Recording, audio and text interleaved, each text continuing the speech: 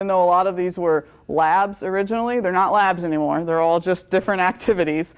And then we always ended with an anonymous learning survey. So even if you only have an hour, maybe your warm-up exercise can only be 5 or 10 minutes instead of 15, but something just to get their brain going. It might just be simple as, what's the definition of this term that you should have looked up before coming to class.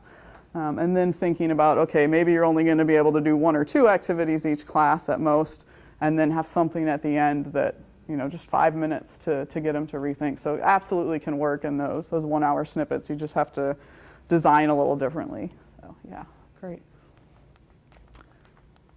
So, and then you can see, okay, well, now we've got another activity. And again, I have them work sort of individually and then on their own. And I'll let you guys read through that later. Same thing. I always make sure with my class I schedule a break because it's 3 hours and that's a long time to go. And so now you can see I've got the purple on that one. Again, it's a reminder to them this is going to be graded. I also actually color code the papers I hand them. So if the paper is white, that one I'm going to grade. If it's a different color, the warm-up exercise, I always print it on goldenrod paper because it's nice and sunshiny and helps them wake up at 8 in the morning when I commonly teach this class. And so it's interesting. I did that, I think, more for me to try and keep things in track, but I've had a number of students when I've done interviews that have said, I love the colors, that's so great. And I think to their perception, it seems more organized, because oftentimes flipped classes to students can be perceived as disorganized because, well, you're not actually teaching me anything. Like, what is this? So if you can build that structure and build some organization, then the students don't see it from that perspective. And so then we would talk about, when we get to this one, they had kind of a pre-assignment they had to do. This particular activity, they get balloons and they're trying to measure how much the balloon can store. And so we're thinking that in terms of how much could the ground system hold water. So that's the relationship there. And then this is, you can see, this is the activity I would hand out to them. And then they'd also have to do some calculations from this spreadsheet. So, and then I always remind them, don't forget you've got a problem due tomorrow.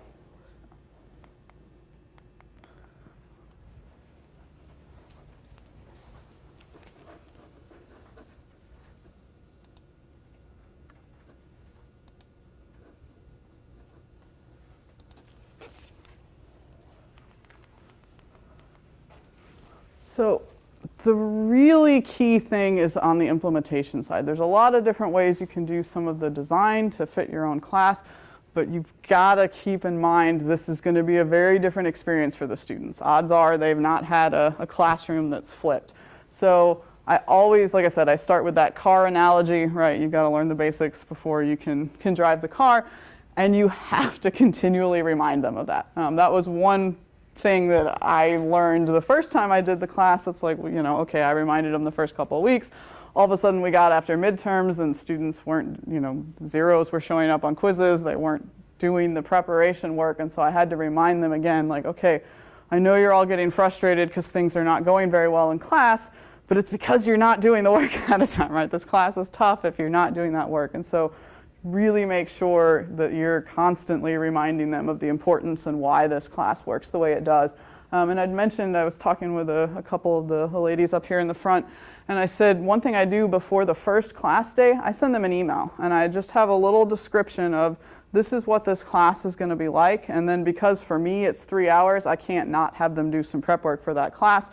I have a 10-page assignment they read with maybe 4 questions and a handful of terminology, and then a quiz due before that first day of class. And so that sets the expectation.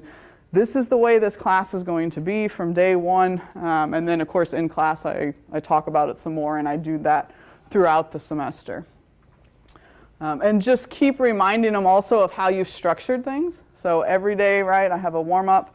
Then we do some non-math activities, then we do some math activities, and then we have the anonymous learning survey. And so that helps them perceive that there is some order to the class. It's not just mass chaos, I'm not teaching you type of thing going on. So to keep reminding them of that. The other thing is, for me personally, I print out a sheet that says, okay, from 8 to 8:15 warm-up exercise. I keep track of that time to get a feel for the next time. Okay, did it really take 15 minutes like I thought, or did it take them 25, right? And one thing I will say, as you're starting to design activities, I would double whatever time you think they're going to do it in because it always takes longer than what you perceive. And so as you're starting to do this class design, flipped class, okay, I'm going to do this. They should easily be able to do that in 10 minutes. No, I'd plan 20 and then take notes on it because it may be even more. And occasionally I was wrong. Occasionally it didn't take twice as long and we had some extra room. And so it also allows you to point out where they struggled. Ooh, maybe I need to add one more quiz question for that day because they clearly didn't understand that concept I needed them to. And then the last thing I'd say is evaluate it.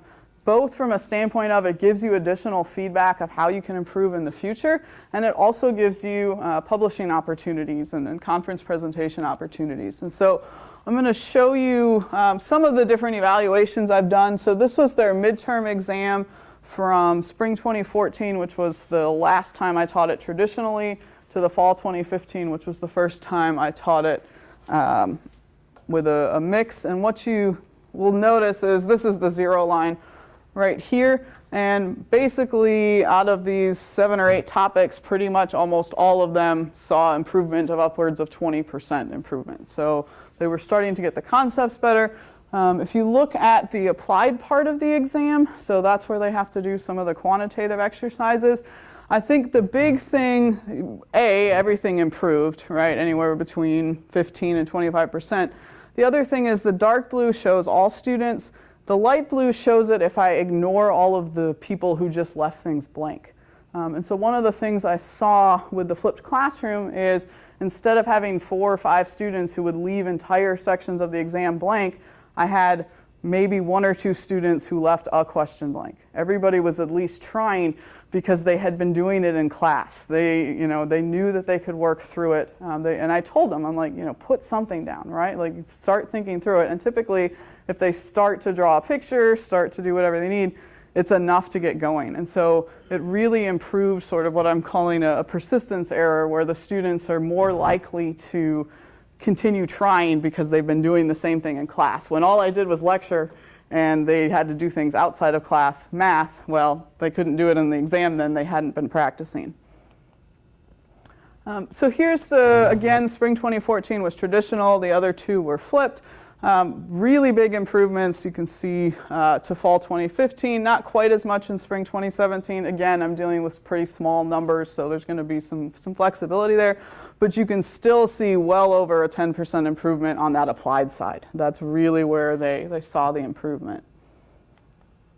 The other place where I really saw improvement were the overall course grades. So on the left are the 2 combined overall percentages for ABCs or DFWs, and then sort of the class GPA. And so while the GPA didn't go up a lot, there were a lot more students who got into that C range and were able to get that 2.0 that they really need to maintain for graduation. I actually saw some of my student evaluations improve. And in particular, I'm going to zoom in on this one, course organization. This was traditional. This bottom one was flipped. Because I kept reminding them of we're doing a warm-up every day, we're doing an anonymous learning survey at the end, we have these different activities. Some days I only had 2 activities, some days there were 6. It didn't matter to them. They saw it as organized because we always followed that same type of pattern. The one I thought that was really interesting, this one says the instructor's ability to present alternative explanations when needed. You can see across the board, and I should have pointed out E is excellent. The other end, the right side, is very poor. So a lot of them were very unimpressed with my ability. I can tell you that my ability to present did not actually improve that much in 3 semesters, but because I did the exact same thing I did today, I'm walking around, I'm meeting with students individually or in small groups, they felt like they were getting different explanations because it was tailored to them. So there are certain things, if you can implement and make sure that you're reminding them of these, actually student evaluations improved. So here's what I do with that anonymous learning survey. It's 2 questions. What did you understand the most today? And what did you understand the least today? And so that forces them to think over the whole class. What did we do today? Oh, I really understood that. Oh no, I really didn't understand that. And then for me, oftentimes I found there were certain days where, okay, 80% of the class said they didn't understand this. I got to make some additional handouts or activities or something to go over that next class. One thing I found in particular were certain days it wasn't the concepts they didn't understand, it was they didn't know how to use Excel.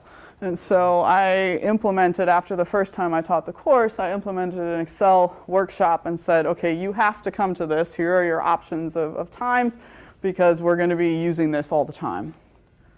So so this is, I did a number of survey questions in some of the D2L quizzes throughout the semester. So 1 is extremely useless, 6 is extremely useful. How useful did they find those in-class activities? And you can see for the most part, the blues were the first time I taught it flipped, the pink and red were the second time.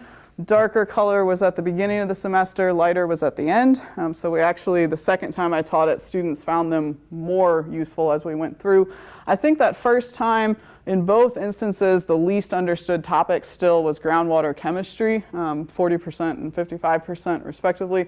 So for me now, I see that as an area where maybe I need to tweak some of those activities and think about other things that they can be doing. And then I also did interviews about the 4th week of class, and this was a chance to get some feedback from students and also a good chance to remind them of what they needed